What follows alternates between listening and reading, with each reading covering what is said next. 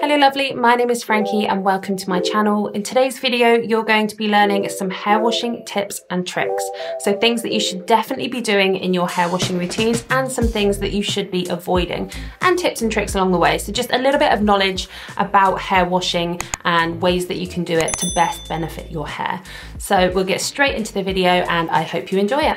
So firstly, let's start off by saying that everyone's hair care, hair washing routine is totally different, from the products that they use to the amount of times that they wash their hair a week, to how they brush their hair, to how they dry their hair. Everyone's routine is slightly different and everyone's hair is different as well. So we all have different routines, we all have different products, and that's totally fine.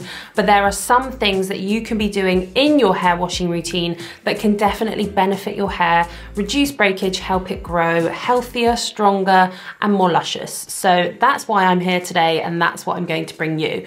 So we're going to start off with the basics. So when you're actually kind of physically washing your hair, what you can do during that washing process to make your hair last longer, make it feel cleaner and healthier for longer. So first tip is always doing 2 shampoos. Even if you have fine hair and you think that it would be too much and too drying, you're just gonna go in again with a really, really small amount of shampoo to do a second shampoo. The reason that we're gonna do 2 shampoos is because there's such a buildup of product, dirt, pollution, everything builds up on the hair from hair wash to hair wash. And the first shampoo is going to release some of that pollution and dirt and build up of grease and grime. And then the second shampoo is going to really penetrate through to the scalp, cleaning the scalp, getting rid of all of the little bits of nasties that are left over. So 2 shampoos is really important. And when I started to incorporate 2 shampoos into my hair washing routine, I felt that my hair was lasting longer between washes, which is also a great benefit because the less that you wash your hair, ultimately the healthier it will be eventually, because you're not having to use as much product and clean it as often. So 2 shampoos is really important, and if you're not doing it, you definitely should be doing it. And you don't need to use loads of product. The first shampoo I find I use a little bit more just to really get into the scalp, and then the second shampoo I go in a little bit lighter and just kind of get through to the areas that I haven't maybe reached, or just give everything a little bit of an extra clean, just make it feel good. It feels good. So 2 shampoos is my first tip, first trick. Definitely try it. If you're not doing it already, you should be. And if you're one of those people that says, I have to wash my hair every day, it gets so greasy, all the product builds up, it gets so dirty overnight when I sleep on it, then try this. Try 2 shampoos and just try not to touch your hair, try and get through the day, and just even getting it to every other day would be so much better than every day. So 2 shampoos, start there. If you're not already doing that, do that. So now we've spoken about the 2 shampoos, we're going to talk about how we're going to apply that shampoo. And this is really important because I think from the years of working in the salon, I was kind of always washing people's hair or teaching other people to wash hair, and we just kind of knew how to do it because we're hairdressers and we know how to treat the hair. When ultimately the people at home going home, they don't necessarily know what way to wash their hair in the shower or the best way to clean it and not damage it. And I've noticed this myself from watching people kind of wash their hair off at home. And I see a lot of people using either the palm of their hand or sort of like the whole pad of their finger, when really all you want to use is the absolute sort of tips of your fingers, like here and here. And you just wanna use those areas like that, not your fingernails. So you can still kind of use these ends but not your nails, and you just want to go in and do it like that. I have a lot of clients that will be rinsing their hair off and I see them like pick up all of their hair and they get it and they've got shampoo in their hand and they're going like this, and I'm like, ah! A really good tip, and another thing that you have to be doing is a gentle shampoo. And it doesn't have to be really gentle, like you still can give it a good scrub, but just be mindful of what part of your hand you're using and never pick all of your hair up. Always go in to the scalp. You don't really need to shampoo your ends, but I do with a little bit of product at the end. So what I'll do is I'll get my shampoo, I'll massage it through, I'll go in at the roots, get it all in, all the way through, massage it around, and then whatever left on my hands, I will just bring down the hair, maybe just give it a little bit of this, but none of this kind of like rubbing motion, because that is literally just causing knots and breakage and damage. up at the root area, and that is not what you want, especially if you have bleached hair. Be kind to your hair when you're washing it. Just use the pads of your fingers, not the palm of your hands, please.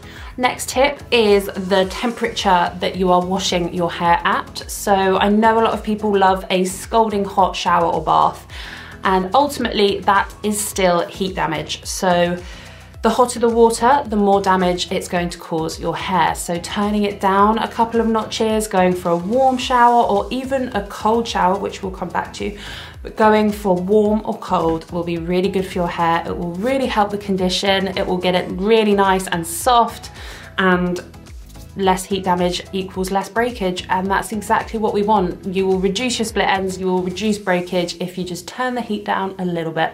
Now we're gonna go back to the washing process, and we're gonna talk about applying our conditioner.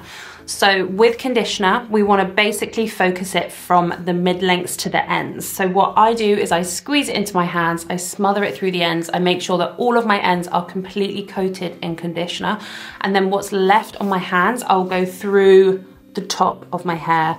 Not even really my roots, but just kind of like focusing around the crown, just getting some product on there, because ultimately, if you put a load of conditioner in at your roots, it's not necessarily gonna rinse properly, and then you're gonna have a bit of a catch-22 problem where you need to wash it more, and that's going to dry your hair out.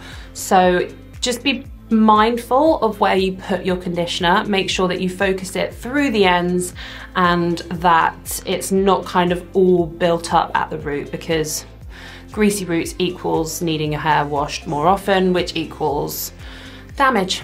And we don't want that. Again, we want to reduce damage. We want a really healthy hair washing routine, and that's how you're going to get it. Simple as. So I said we'd come back to cold water, and we'll talk about that now. So there's this huge hype at the moment about cold water showers, cold water swimming. I'm on the hype, my boyfriend's on the hype. I don't know why I'm pointing here, he's not there, he's upstairs actually. He's on the hype. Everyone that I know is cold water swimming or showering at the moment. That was my chair, by the way, that wasn't my ass. So cold water. Doing a cold rinse at the end of your wash routine is really good for your hair. It's really good for the condition of the hair. It basically closes the hair cuticle. So imagine that you have one strand of hair like this. You wash your hair, you open the cuticles. So you've got hair and you've got like cuticles that are opening, and basically things can penetrate through the cuticle easier when the shafts are open. And what you want to do with the cold water, what the cold water does is close all the cuticles, which stops the hair getting as damaged and basically keeps it a lot more moisturized, keeps everything locked into the shaft. So I need to stop doing this, it's really annoying. But have cold rinses, and you don't have to do it to your whole body. If you don't want to, you can flip your head over or something, or do it like hang in the shower.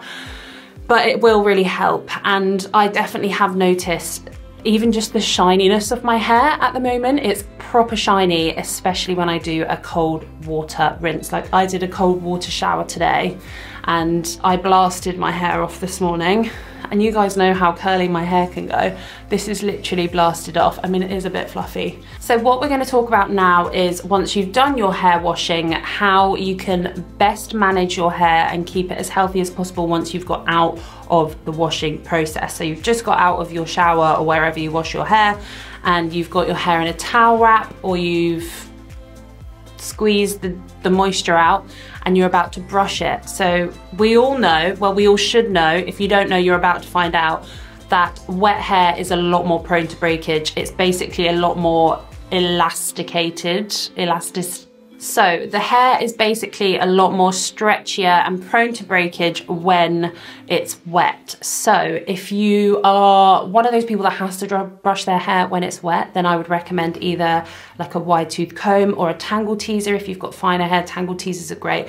I can use a tangle teaser in my hair, but my hair does actually prefer like a Denman brush, which is pretty similar, but it's just not the same. And I do use a Denman brush with a lot of my clients actually, and they love it. So I would recommend that. I think I've got one in the links in the description down below, so have a look at that, check that out. But I really love my Denman brush. So basically, be really careful of how you brush your hair when it's wet and dry, to be honest. Don't rip at your hair Don't get mad if you've got a really big mat or a knot, just take it slow, work from the bottom, pull it apart a little bit in your fingers. Be gentle basically, and especially if your hair's wet, don't rip from root to the tip. Just go in, work from the bottom up to the top, take it slow. It's a process. And also you could put in like an oil or whatever leave-in products that you're using, put those in before you brush your hair. So there's just a little bit more slip and slide for the hairbrush to glide through. Because quite often I see clients that have got really healthy hair, but they've got areas of breakage, and that's usually because they're not brushing their hair properly. So they'll have bits at the bottom, maybe it's a bit zigzaggy, they've lost the definition in the line, the one length cut, and that's usually because they're brushing it or they're just not looking after the ends properly. So be really mindful of how you brush your hair and what you're brushing your hair with, and put a little bit of product in before you brush your hair, just to keep it nice and healthy.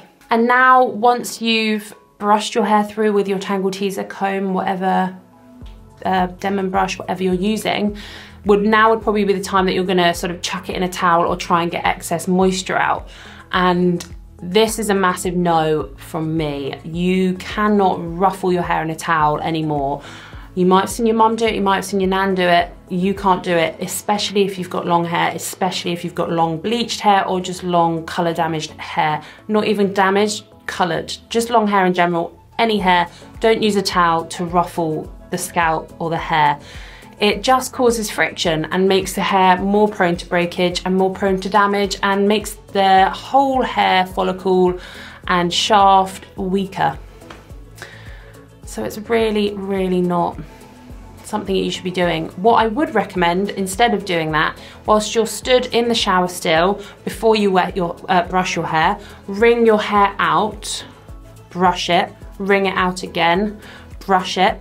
Don't even have to brush it again. You could then get a towel and like squeeze through the ends and brush it again, however you like to do that. Just really do refrain from kind of ruffling it around. And then what I do, rather than sort of flip my head over and get all my hair in the towel, when it's wet, I literally sort of have squeezed all the excess water out, and then I just go like this, pull it over the top, like that, and then put a towel wrap over the top of my head, so that the hair's just not being pulled, it's not sort of super tangled up in there, it's being held in a really lovely, soft loop. So there's a few tips from me, guys, on hair washing, the whole routine, things that you can do to keep your hair healthier and stronger for longer and reduce hair washing. If you need some extra advice, head down to the comments and jump in. I'm pretty good with applying most of the time, and I love chatting to you guys. So yeah, I hope you enjoyed it, and I'll see you next week. Bye.